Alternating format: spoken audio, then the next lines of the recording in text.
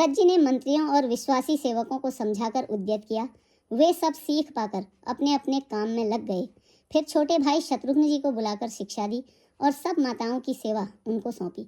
ब्राह्मणों को बुलाकर भरत जी ने हाथ जोड़कर प्रणाम कर अवस्था के अनुसार विनय और निहोरा किया कि आप लोग छोटा बड़ा अच्छा मंदा जो कुछ भी कार्य हो उसके लिए आज्ञा दीजिएगा, संकोच न कीजिएगा।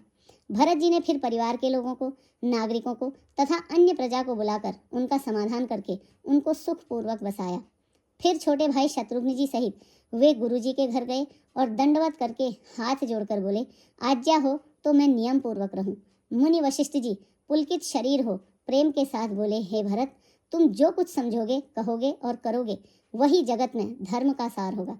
भरत जी ने यह सुनकर और शिक्षा तथा बड़ा आशीर्वाद पाकर ज्योतिषियों को बुलाया और अच्छा मुहूर्त साध कर प्रभु की चरण पादुकाओं को निर्विघ्नता पूर्वक सिंहासन पर विराजित कराया।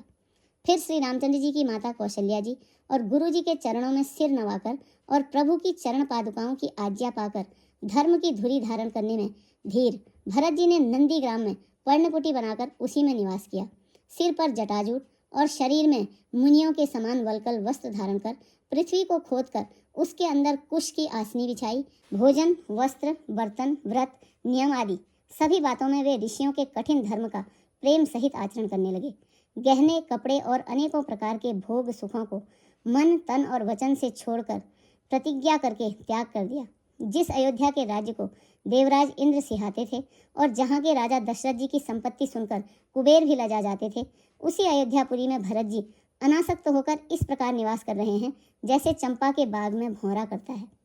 श्री रामचंद्र जी के प्रेमी बड़भागी पुरुष लक्ष्मी के विलास अर्थात भोगैश्वर्य को वमन की भांति त्याग देते हैं, फिर उनकी ओर ताकते भी नहीं। फिर भरत जी तो स्वयं श्री रामचंद्र जी के प्रेम के पात्र हैं। वे इस भोगैश्वर्य त्याग रूप करनी से बड़े नहीं हुए, अर्थात उनके लिए यह कोई बड़ी बात नहीं है।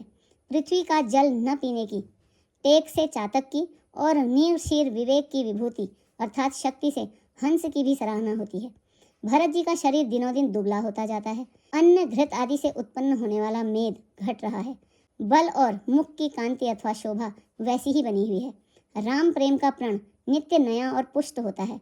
धर्म का दल बढ़ता है और मन उदास नहीं है, अर्थात बहुत प्रसन्न है।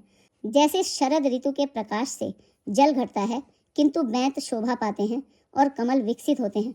शम, दम, संयम, नियम और उपवास आदि भरत जी के हृदय रूपी निर्मल आकाश के नक्षत्र अर्थात तारागण हैं।